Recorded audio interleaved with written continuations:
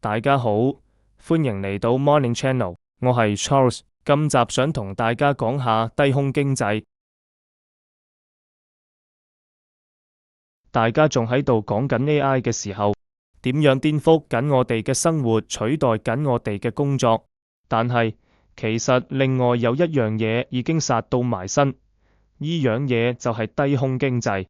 我仲記得我係2024年6月嗰時，我同一個香港速遞物流公司嘅老闆講起低空經濟、無人機嘅應用同 AI 嘅發展，我提議佢要盡早準備研究無人機嘅應用，同利用效率化佢公司嘅工作流程。可惜嘅係，佢當時講咗一句唔信呢啲嘢，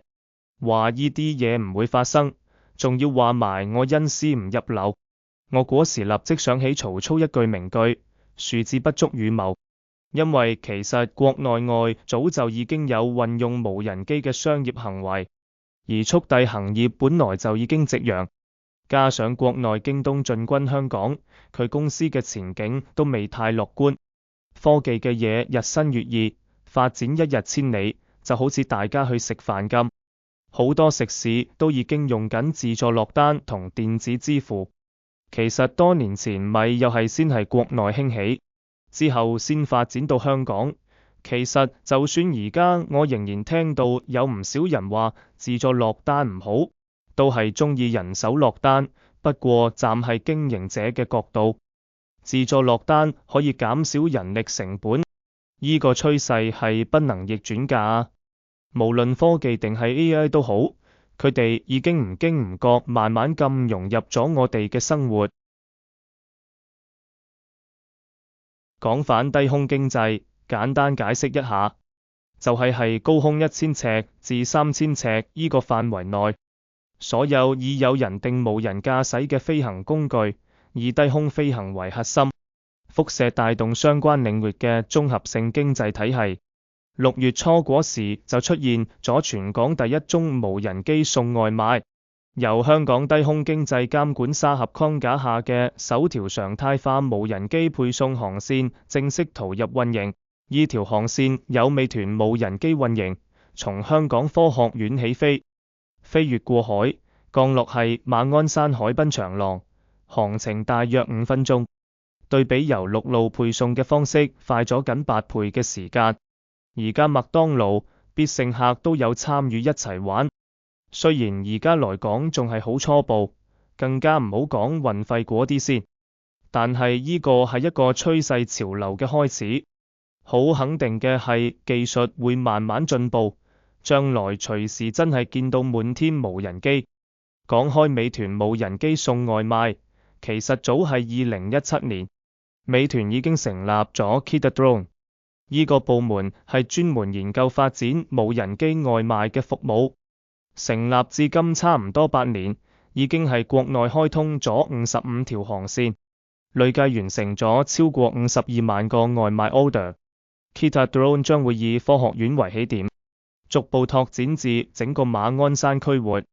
除咗美團之外，之前共有72個項目向政府申請。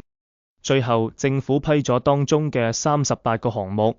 好似順豐速運嘅楓葉無人機入選咗香港低空經濟監管沙盒嘅首批試點，可實現隨時配送，緊急情況下3分鐘內起飛，能在24分鐘內送達。順豐暫時申請咗3條航線，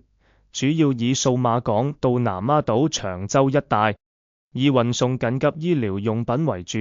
未來技術成熟同放寬監管後，可擴大配送範圍至北部都會區同其地區。利用無人機既可提高配送效率，又能降低人力成本。電信業龍頭中國移動都殺入低空經濟領域。中國移動香港同香港瑪嘉烈醫院等機構合作，利用無人機喺醫院內各大樓之間配送文件、藥品、血漿、樣本等等，預計能減少50%嘅遞送人手同加快運送效率。將來如果住醫院嗰時，望下啲無人機飛來飛去都冇咁悶。根據預測， 2025年中國單計文旅市場預測規模已經超過1000億，至2035年更有機會突破5000億，而整個低空經濟規模到2030年可以達到2萬億，可見低空經濟嘅市場規模係相當之大。香港作為大灣區嘅一份子，一定要作好準備，以迎接呢一個大潮流、大商機。就好似我喺上一條片講嘅寧德時代一樣，食正電動車嘅大趨勢同國策扶持下，寧德時代先可以成為當代寧王。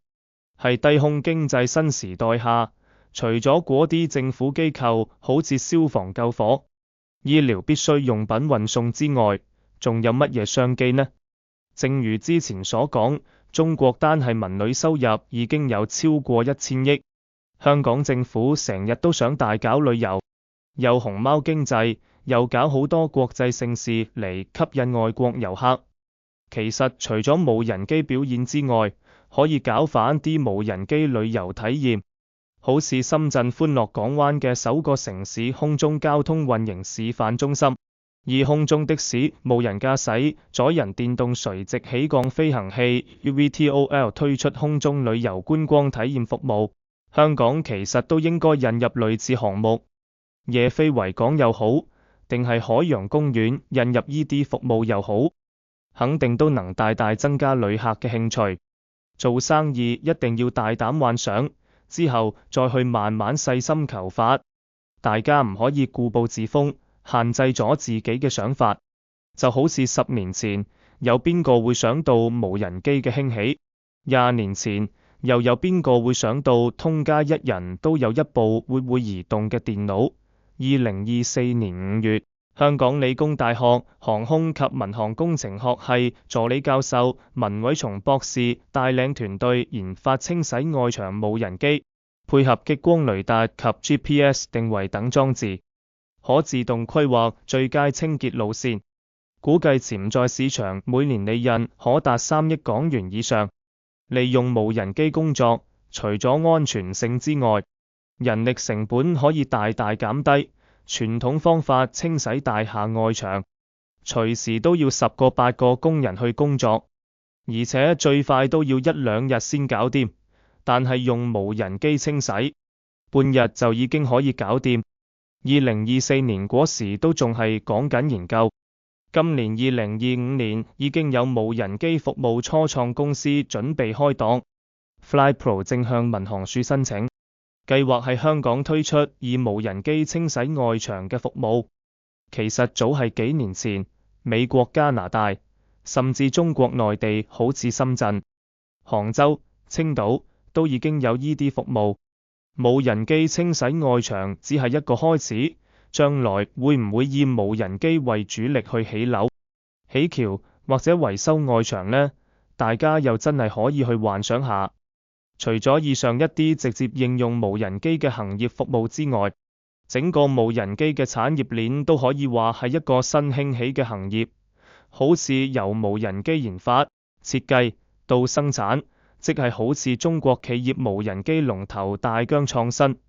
依間公司其實香港科技大學當初都有投資200萬落去啊，而家越做越大。大疆喺全球各項無人機嘅專利超過70%，喺全球商用無人機企業中排名第一，市率超過80%。除咗無人機之外，無人機用嘅電池、原材料、5G 技術、物聯網、人工智能、飛行服務保障、運營管理、數據處理等等，呢啲都係一啲因為無人機低空經濟而出現嘅新興行業。不過正所謂有得必有失，講咗咁耐低空經濟嘅發展同好嘢之後，講一下危機喺邊。我想講嘅唔係咩嘢法例落後、監管太嚴之類，呢啲政府帶頭去搞，一定可以搞掂。大家睇咗咁耐，有冇留意每個商機嘅優點？都肯定有一項叫做減少人手、增加效率。美團送外賣用無人機，咁將來啲車手點算呢？順豐、中移動都用無人機送物資，咁將來依速遞員、貨運司機嘅需求係咪又會減少？連市外牆都由無人機代勞，咁班外牆清潔工人個飯碗都幾危險。我想帶出嘅係低空經濟係不能逆轉嘅趨勢，大家唔好以為得啖笑，我哋必須好好裝備自己，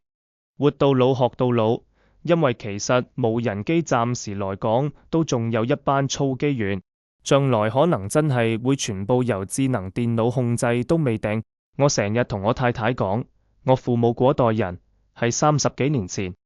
電腦興起之時，因為冇好好去學用電腦，所以而家好多中老年人都俾時代所淘汰。同樣處境，而家我哋身處依個年代，必須學會運用 AI，接受新事物，先至可以笑到最後。好啦，今集就講到依度，大家記得 Like、Subscribe 同 Share 啊！如果大家想我講啲乜，就喺下面留言啦，拜拜。